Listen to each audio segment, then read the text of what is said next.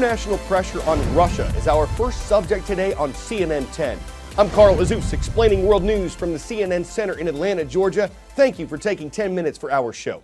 More than 20 countries have asked some of the Russian diplomats who are staying there to leave. This is seen as an international show of support for the United Kingdom, where a former Russian spy who lives there and his daughter were poisoned early this month. The UK says it's, quote, highly likely that Russia poisoned the pair, who are still alive but in critical condition at a British hospital. Russia has denied being involved, calling the accusations nonsense, saying that it had no motive to poison its former spy, and saying that it doesn't make the poison used in the attack. But several other countries, including the US, believe Britain's assessment that Russia probably was involved in the poisoning. And after Britain responded by expelling more than 20 Russian diplomats from the UK, other nations are taking action like it. The United States, a close ally of Britain, told 60 Russians to leave and closed the Russian consulate in Seattle, Washington. That's seen as the Trump administration's toughest diplomatic action against Russia so far. While that country says it deeply regrets America's decision, there are some nations standing with Russia. China, for instance, is telling other countries to, quote, abandon a Cold War mentality and avoid taking any actions that would aggravate the conflict with Russia. It doesn't look like the U.S. will take that advice. Well, we haven't heard from Russian President Vladimir Putin yet on this unprecedented move, but we know that the Russian ambassador to the U.S. has already warned pretty starkly that the time is going to come that the U.S. is going to realize that this was, in his words, a grave mistake. In return, the Trump administration has warned right back that if Russia does expel U.S. diplomats, which we fully expect them to do, then the U.S. could well take some additional action against Russia. But look at the scope of this now. It's now up to 25 countries that have worked together to craft the biggest mass expulsion of Russian diplomats in history. In the U.S., it's the largest number, too, 60 of them. 12 will be kicked out of the UN in New York. The rest are spread around the U.S. The U.S. is closing down the Russian consulate in Seattle entirely, saying that it's too close to a U.S. submarine base there. And in fact, the administration isn't even really calling these people diplomats at this point. It's flat out calling them spies, saying that they are aggressive collectors of intelligence and that the U.S. is going to be safer without them. The CEO of Facebook is planning to testify on Capitol Hill about what he has called a major breach of trust. We reported last Thursday on how a Facebook app had been used to gather information on as many as 50 million users and how it had shared that information inappropriately with a company that was trying to influence how Americans voted. Facebook says that sharing information like that was against its rules, but the company's reputation has taken a hit. And now governments on two sides of the Atlantic Ocean are trying to get answers about how Facebook collects and stores its users' information. In the United Kingdom, Parliament has requested that Facebook CEO Mark Zuckerberg appear to answer questions. His company says he won't, but that it would send 2 senior Facebook executives to Britain. In the United States, several members of Congress have called on Zuckerberg to testify. At least one of those hearings will focus on data privacy. And last week, Zuckerberg told CNN that he'd be happy to do that.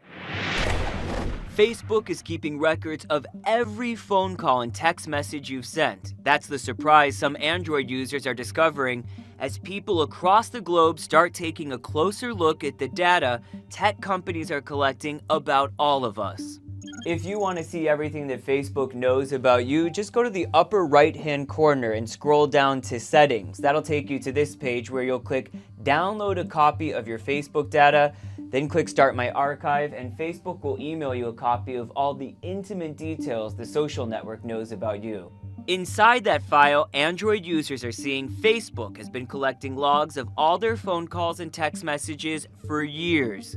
Android maker Google hasn't responded to our request for comment, but Facebook says Android users explicitly opt in for this feature when they download its Messenger app or a slimmed-down version of the social network, an app called Facebook Lite. Facebook says they do this so Android users can find people more easily, but they don't explain why they take the extra step of saving the data on their servers. Users who don't realize they've been sharing this data are getting a rude awakening when they delete their Facebook accounts and look through this archived data for the first time. Even users who don't have the main Facebook app on their phone are finding out they've given over their call and text message logs too. Facebook says you can opt out of this feature at any time and they'll delete all the call and text message logs they have saved about you. To do that, Android users will have to go to Home, tap on their profile picture, then tap People, and under Synced Contacts, that setting can be turned on or off. And with the tech giant under scrutiny, every piece of data we share with the company, knowingly or not, is getting a second look. Samuel Burke, CNN, London. 10-second trivia. Approximately what percentage of the Earth's surface is covered by oceans? 16, 33, 60, or 71%? Most of our planet is underwater. Ocean water. It covers 71% of the Earth's surface. And as far as all the water on the Earth goes, the oceans hold 97% of it. Now you might think that those massive seas teeming with all their life would be a good potential source of energy. And you'd be right. The challenge is finding a way to harness that ocean energy. And the subject of our Tomorrow's Hero report has done exactly that. The sea was a big part of my life growing up. Most of our time as children were spent on the beach.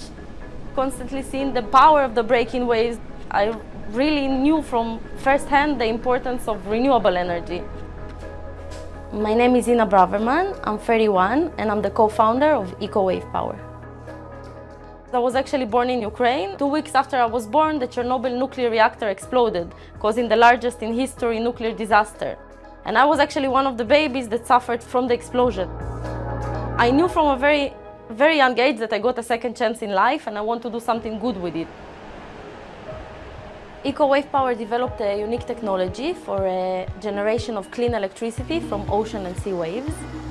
We install floaters on existing breakwaters and other type of ocean structures. And the floaters are going up and down with the wave movement and are generating clean electricity from this resource. Thereby, we don't create any new presence on the ocean floor. We're just connected to a man-made existing structure. Most of the companies, they took all the conversion equipment and put it inside the actual floater. In our case, we put only the floaters in the water, all the rest of the equipment on land. This enabled a low price and a high reliability. Most people, they speak about pollution, but they don't really feel from first hand the effects of pollution. I really hope that all these countries, developing countries and even developed countries, will use this type of technology as a means of mitigating the pollution. Wave energy is a huge resource and it's completely untapped in the world at the moment. I always say that passion is the greatest renewable energy source. Everything is possible. Whatever you want to do, if you really, really believe it and if it's really your true passion, you should go with it.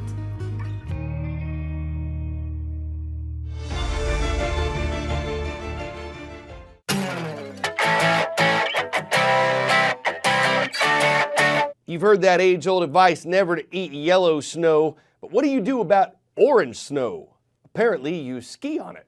This was the scene last weekend in southwestern Russia. It was one of several countries affected when a massive snowstorm blew from North Africa's Sahara Desert, passed over Greece, and dusted up places as far away as Sochi, Russia, where it turned the snow orange. One social media user said it was like skiing on Mars. That's certainly an alien concept, and to think skiers didn't even plan it. It may not prove there's water or at least snow on Mars, but it does show you how a dust-up on Earth can make our home look like the red planet. Sahara, thera, and everywhere. Now, aren't you glad you watched CNN 10?